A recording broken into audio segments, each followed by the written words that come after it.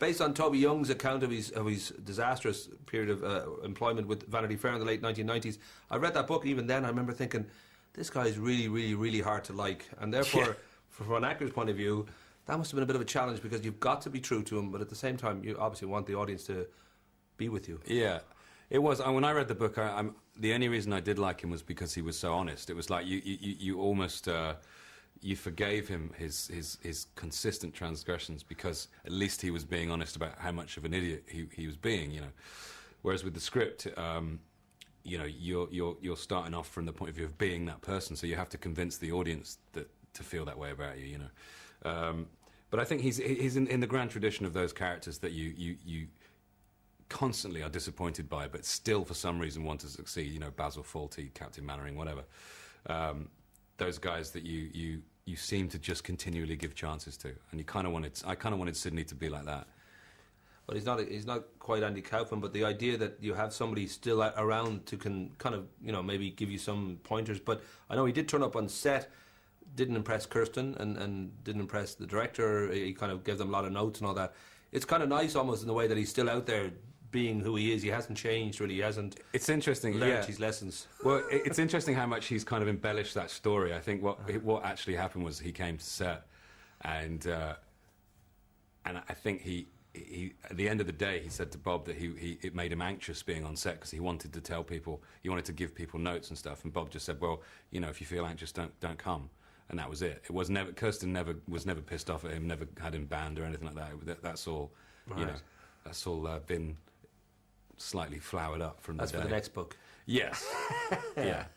Well, that, I don't know whether then for you there was any kind of a sense of having to research, because, you know, I'm sure Graydon Carter, the real editor that played by a fictionalized version by Jeff Bridges, wasn't going to exactly say, come on in, I want to tell you exactly what happened. No. Was there much to go on? Was it, I don't know whether you went off to New York and tried to live that little... No, not at all. I mean, I'd just done a lot of press for Hot Fuzz, so we'd done a big tour of the US. I've been interviewed by a lot of journalists in America and here, and you know, it was all in the script, really. I mean, everything was... Are you trying to tell me that we were a bit like Toby Young? No, I've never met one like Toby Young. That's the thing. Sure now? It sounded like you were leading there. No. I think, but Simon. I've come across I'd been on the other side of that, so I was able to study lots of journalists and see how not that any of them were like Toby, but no, it was all there on the page. I'm not a method actor, you know. I never kind of... Research is important sometimes, but not to the point where you have to go and live the life.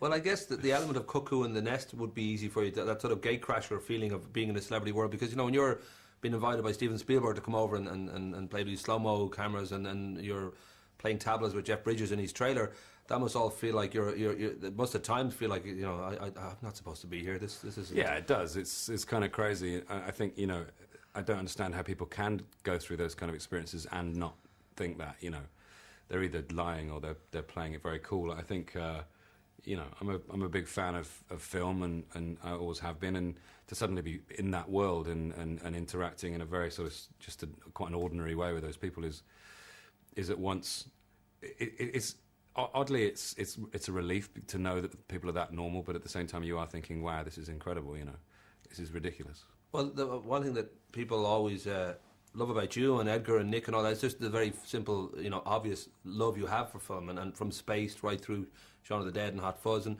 pretty much everything you've done kind of has this kind of you know, nod to great films from the past, and a real love for the art of cinema itself. But now that you're kind of closer and closer to the flame that is Hollywood, does it make it more difficult to be truthful and sarcastic and kind of, you know, like for example with Gillian Anderson, I'm guessing you couldn't say to her, the new X-Files movie sucked just a little bit. I haven't seen it. Okay. Well, if you do see it, she actually wrote. It sucks just a little bit. She wrote Would you be able on to say my. that? When we did Letterman together, and when I got to my dressing room, because I was supposed to go to the premiere, but I couldn't go in the end, so we had people coming over. She'd written on my mirror in lipstick, why aren't you coming to my film, you scumbag? Lots of love, Dana.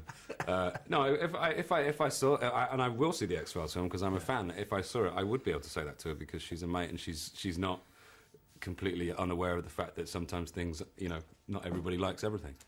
Well, that notion too of sort of living up to your own reputation, I don't know if you get a little bit of vertigo with that, because I mean, Shaun of the Dead, I read that it's sold 1.3 million copies in the US, and Universal claimed that 40% of 17 to 39-year-old males are fans of the movie, and there's that kind of sense that it was, it is just such a much loved movie, and Hot Fuzz did good business. But there's that, I don't know whether you feel I've got quite a bit to live up to now, that people have an expectation that we're always going to be able to deliver that kind of punch. Yeah, there is that. I mean, just having, I was doing press in LA yesterday, and and I did a week-long sort of tour of the country a couple of weeks ago, and so many interviewers start off with, "I love Shaun of the Dead," and it's difficult because you can't always deliver the same thing in the same kind of movie, but what can you do?